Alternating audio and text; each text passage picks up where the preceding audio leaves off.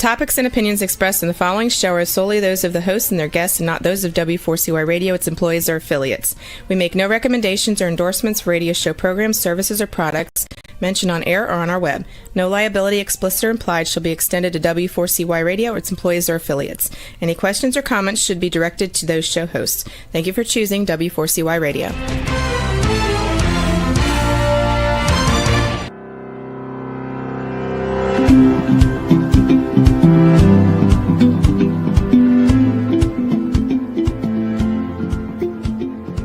Sports for kids in America began with what we affectionately called Sandlot Ball, where kids organized their own games, made their own rules, and played until the sun went down.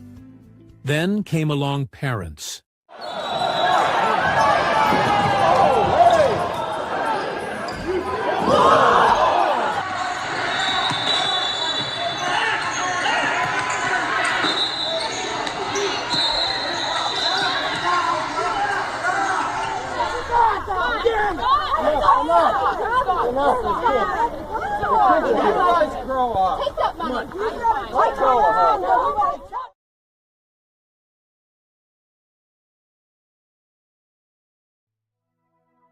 The National Alliance for Youth Sports was born out of a desire to bring order to the world of organized sports for children in America. While for the most part, children have a great experience playing sports, far too often parents and coaches lose perspective. This program is aimed at bringing some of America's best experts to talk about what we can do to change the atmosphere of win at all cost and parent poor behavior to one that focuses on children having a positive learning experience through sports. Here's our host, Fred Eng, the founder of the National Alliance for Youth Sports. Hey, good morning, everybody, and welcome to Why Johnny Hates Sports. And today we got a guest that I'm very happy to present to you. He was the Coach of the Year in Palm Beach County, football coach. And then he coaches other stuff, but what a great guy to have on this program, because he and I have talked about an issue concerning the NIL. You know, it took me a while before I figured out what NIL was, but then I will let Coach tell you what NIL means, even though I do know. So please welcome Brian Coe, Coach of the Year. Morning, Brian. Hey, Fred, how you doing? Coach of the Year, that was back in 2019, so that ship has sailed. Hey, you know, still having a good time doing it and guiding youth. So the NIL stands for name, image, and likeness, and that's a way that these kids now in the collegiate level have been afforded an opportunity to benefit from their generating the money for the college programs over the years, where the NCAA dropped the ball on allowing them to do so. They won a court case, so now these kids are able to get paid for their contribution to these institutions, raising millions to billions of dollars a year in college sports. It's, to me, kind of crazy. Coach, I was looking at a thing the other day, and this guy named, let me look here, Darren Menshish. He was going to Tulane, and then he went to Duke for $8 million they gave him for going there. And then there's another guy, Bryce Underwood.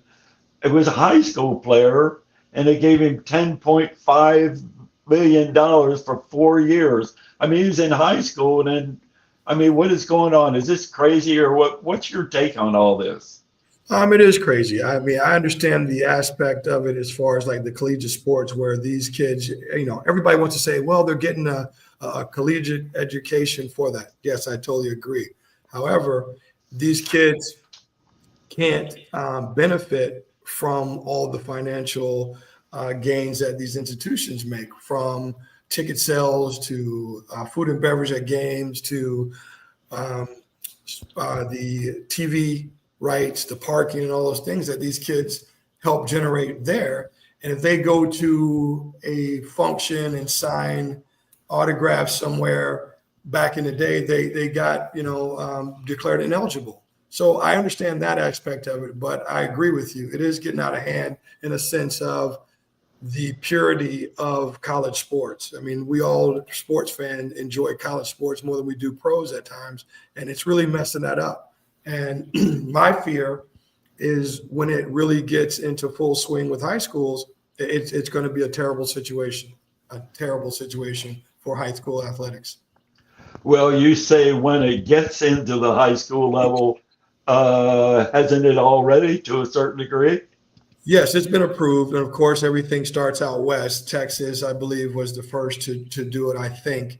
And now it's coming across. It has been approved here in Florida, but they haven't wrapped their head around how to make it work yet because the high school institutions are not permitted to have anything to be involved with it. But once it gets figured out and they figure out how to do this and pay these kids, high school sports is going to be the wild, wild west. It's going to be really crazy for these kids, the coaches more so than the kids. The kids are going to get what they want, but coaches are going to have a very difficult time managing and running a legitimate, respectable program.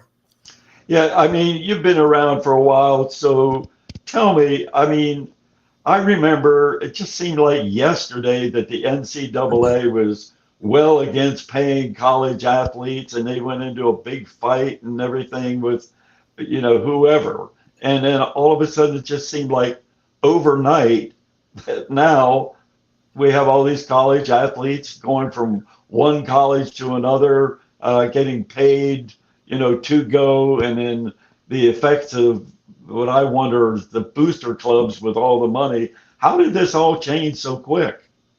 So like what happened, we had a couple stories. The biggest one was this kicker. I think now I believe he's kicking in USFL now. I forget his name. He became a YouTube sensation. And then the NCAA declared him ineligible because he was making money off of of being himself. And he had gotten into the whole that thing. He was making a bunch of money. So that prompted the lawsuits and things from the perspective of the players. I mean, remember NCAA football used to be really big. And then because the people are like, well, you guys are making all this money by me, the college athletes, that it was stopped for a while because, they stopped promoting because they couldn't use the kids' names and stuff and nobody was very interested. Now that all this has come back, the money part of it is being, generated. These kids are being allowed to benefit from that.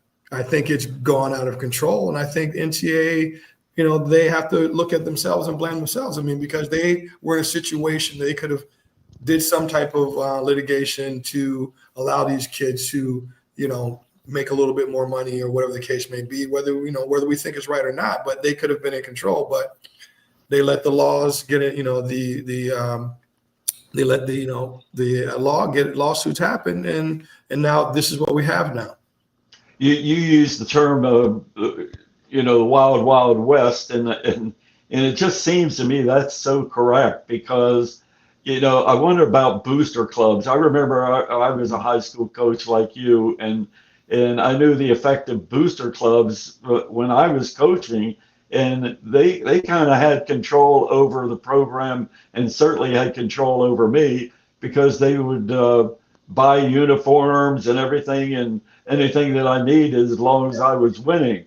But I wonder in the aspect of the NCAA and NIL is what effect did booster clubs play in all of this? I mean, you got a lot of people with a lot of money. So, you got one guy, like I said before, whatever his name was, getting $8 million to go from Tulane to Duke.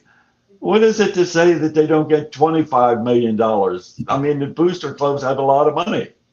And that's what me and my friends that we always talk about all the time. I mean, I knock on wood. Unfortunately, I didn't have a booster club at the schools I coached at where it allowed me to have more economic support. But as far as a coach that wanted to be in control of my own program, I didn't have to answer to them. So I lucked out on that. But I know a lot of places where, the small town areas where their sports, high school sports are very big. Yes, the booster club does play a very big role in mandating hiring and firing of coaches. I mean, that's really big. And, those are those things where, I just tell my guys, hey, be careful what you ask for. You go get one of those big time positions in that little small town and lose that big game with that crosstown rival, like the old movie, was that Friday Night Lights? That signs in your front yard, fire Coach Co. So they're going to have a big input on that. Like I said, once it gets managed to where they know how and what's acceptable and what's not acceptable with reference to the money being given to these high school kids. I mean, it's already been approved, but once they figure it out, you're going to have what I call the have versus the have-nots. The communities that have a lot of money from boosters and businesses are going to be able to entice these young men and women to come to their schools and play. Yeah. Now let's get down to another different topic, not topic, but same topic, but different level. I'm talking about below the high schools. When do you think that that's going to happen? I mean, I look around and I live in an area where they got a park right across the street, and I see elite soccer programs going on with these paid coaches and kids out there that I'm saying, these kids are being recruited from one program to the other because they're all trying to win these championships. And do you see that maybe money would come into paying a 10-year-old kid to play because he's exceptionally good? Yeah, in a roundabout way, I wouldn't say legally or morally, ethically, those things are happening already.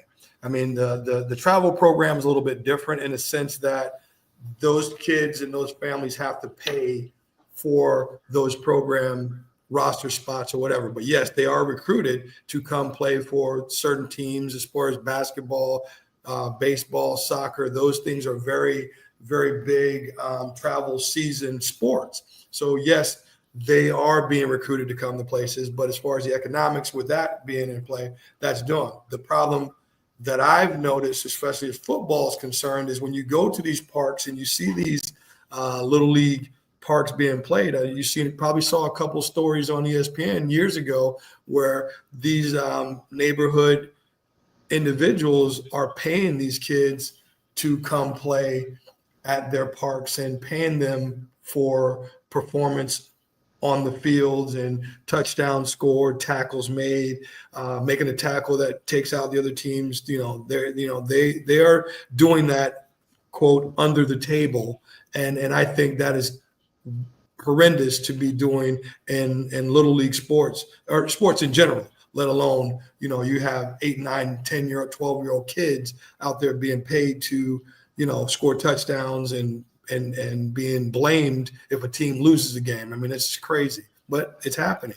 Yeah, you talk about 10-year-olds being out there, with them being paid or whatever, but the reason that they're getting paid and to make those tackles and whatever they're doing is the fact that, there's guys up in the stands that are betting money on whose team wins. So that's influencing that to a great degree. That's amazing how all of this that used to be recreational sport, fun for kids and development, which is what the National Alliance for Youth Sports is all about, is trying to make sports positive and safe for kids. And yet you have all this new influence based on money. So, I know that what you've done at the high school level has been tremendous. And I know the win-loss records are one thing, but it's so great when you have kids that come back to you to tell you what you did to improve their life and made it great, because not only are you telling them how to tackle and punt and kick and throw, whatever, but how to live life. And I know that's what you based a lot of your coaching on. You agree with that, I know. 100%. I sit around countless times and I tell people, why I coach. I've never picked my family up and moved to another county or state in order to get a coaching job that would be more prestigious or whatever. I would consider myself very blessed to be chosen to be a high school coach at the places I've been. And that's the one thing I hang my hat on, is the fact that I've had those moments that, a kid came back. I mean, I had this one particular moment where I was in that little, what am I doing moment? I'm not a head coach anymore. I'm just a little league football coach.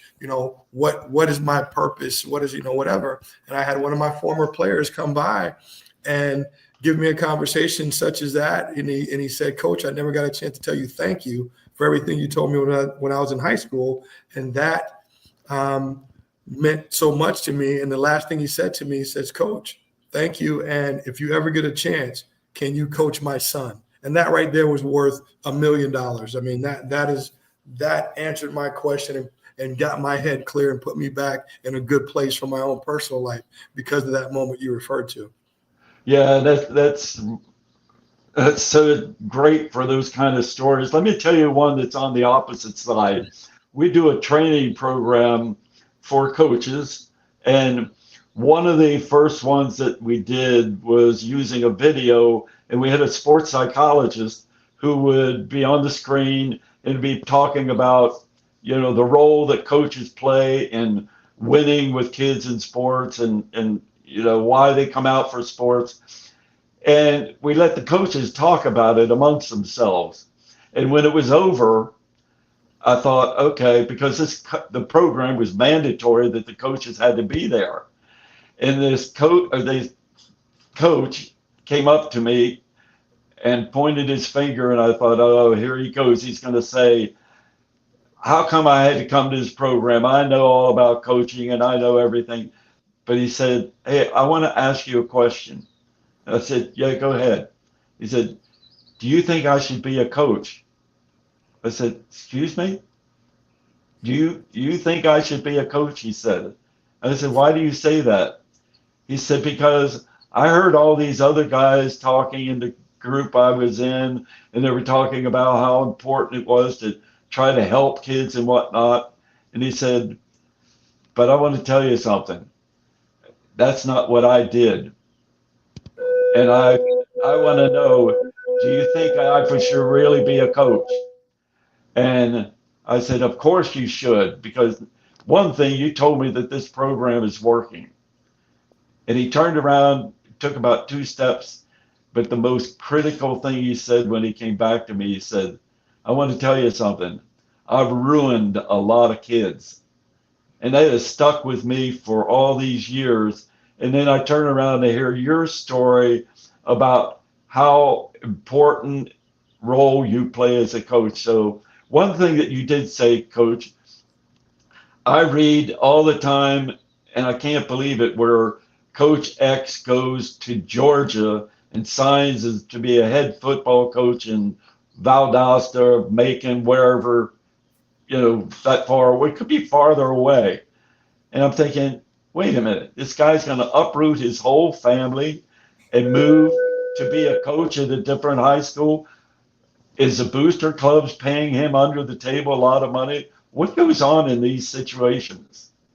Oh, no, it's not anything wrong / or illegal about that. I mean, when you get to those, like I said, when you get to those towns like that, like your Georgias, your Alabamas, your northern states, Texas, those places, football, high school sports is big. I mean, there's nothing wrong with that. I mean, it is big. Unfortunately, sometimes it gets taken away from what you and I talk about all the time as being the true essence of youth sports, which is to help raise young men and women that can be productive citizens and be a part of a team, be it an athletic team, be it a group project in school, be it on the job when they become a professional.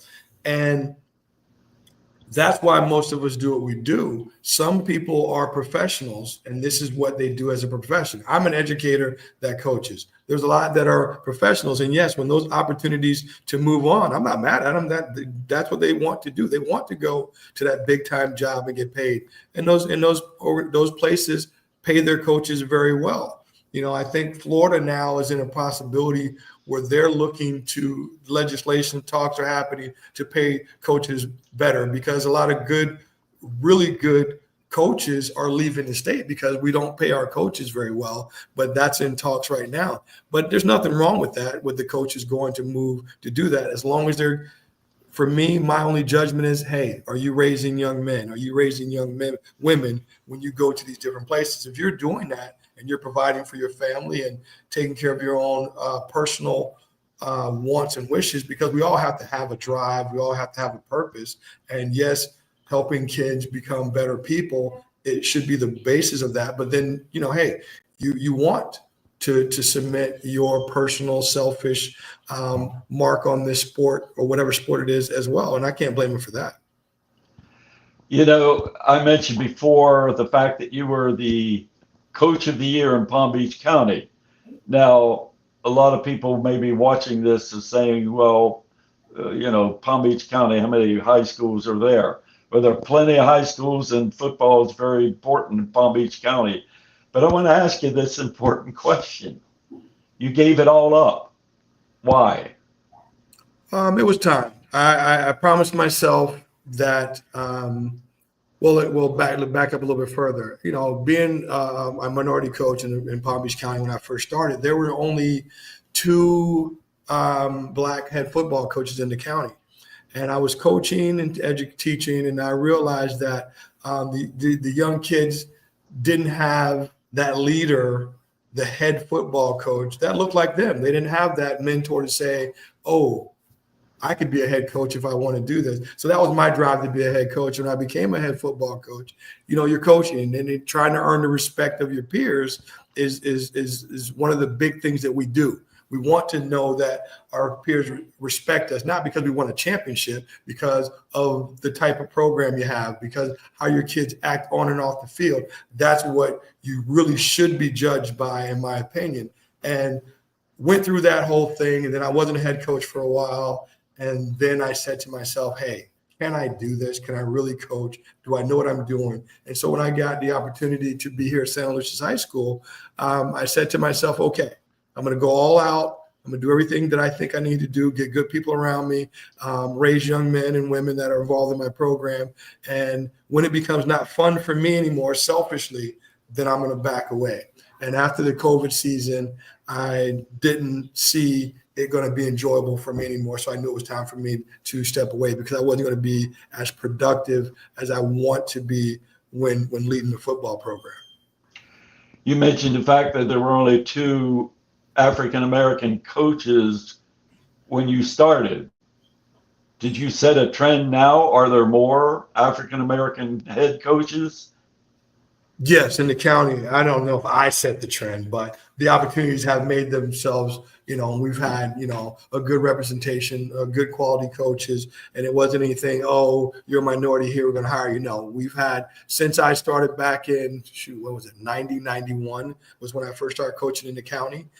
We've had several minority head coaches come through, and they've done an excellent job. So that's a good testament to the times and change, and then everybody, that are deserved and that have the, be afforded the opportunity to coach. And I'm very proud of Palm Beach County and what we've done with affording, different types of people and personalities to lead young men and women.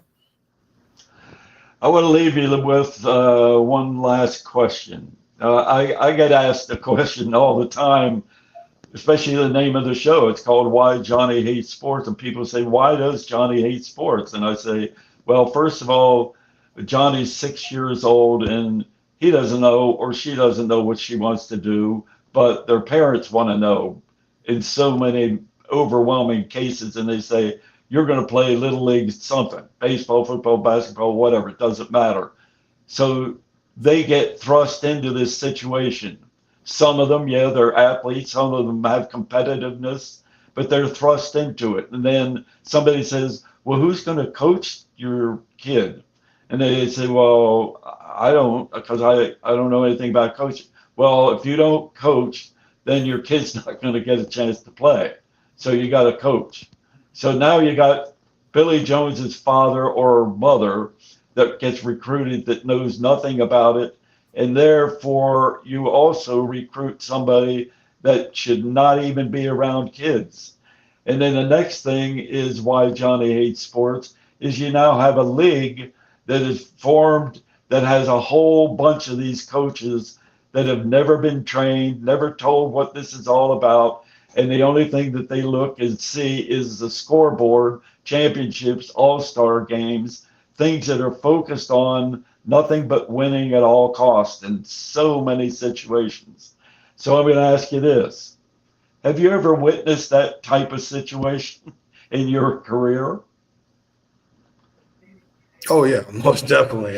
From little league to high school. I mean, unfortunately, a lot of these people that get into coaching for what I'd say is, a selfish or wrong reason, they taint the profession of coaching because they do what we used to call daddy ball, and they take their child and they put them in football, put them at quarterback, and the kid doesn't have the ability to play quarterback, and it becomes frustrating. Or in baseball, they take their kid and put him at shortstop, cleanup hitter, and the kid's not that. At youth sports should be a tool for young kids, boys and girls, to learn the values of teamwork. That is basically what it is. There's a very select few that will make it to the optimum level of professional football, professional basketball, baseball, softball, whatever it is. There's only a select few that's going to make it to collegiate athletics and earn a scholarship or have an opportunity to play. And unfortunately, parents don't understand that. They don't realize, or they refuse to accept the fact that your child's not that person, but he or she deserves an opportunity to try to play. But once they get to high school and you get cut, if you're not that talented, then you get cut. But that's life. You're supposed to fail or have those negative moments in life to be better people. But parents have a tendency to try to protect their child or provide an opportunity that their child will benefit from those special moments of being the quarterback, the starting point guard, the shortstop, the pitcher, the striker in soccer, but they didn't earn it. They're not that good. And that sets the child up to have issues later on in life. So it's very unfortunate that it's out there, that it's still happening. And I think organizations like yourself, should be afforded opportunities to get into these youth organizations and provide knowledge beyond X's and O's to these moms and dads and men and women that are trying to coach for the right reason. Wow, you sound exactly like me 40 years ago when I created and founded the National Alliance for Youth Sports. It's amazing that you're saying all these things, but it doesn't surprise me at all, Coach.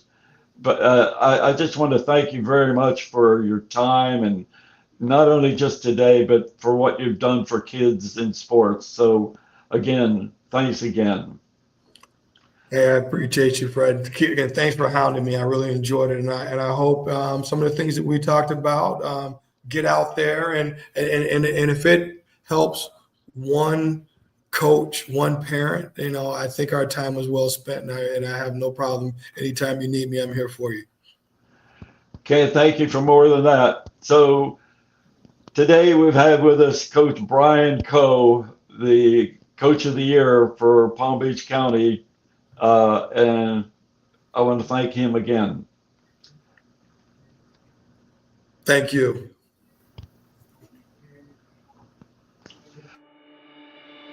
Fred Angs, Billy Jones's father, is more than just a story about a boy and his father. It's an eye-opening journey into the emotional struggles faced by children in the world of competitive sports. As you turn the pages, you'll see how unrealistic expectations and unchecked ambitions can shape, mold, and sometimes break a child's spirit. This book dives deep into the human experiences that resonate with so many and calls on us to reflect on the roles we play in the lives of young athletes. Well, that's it for this week for Why Johnny Hates Sports. And again, it was great having Coach Brian Coe with us. I hope you'll tune in next Friday at 11 a.m. and we'll be back with a new issue talking about the elite travel teams for kids in sports and how it's ruining what recreation ball used to be. See you then. This program is sponsored by Sir Durf Publishing in the interest for better sports for kids. Better kids for life. In this best-selling book, a child, while failing to live up to his father's expectations, is shamed and humiliated beyond belief. He vows to never allow his own son to face the same.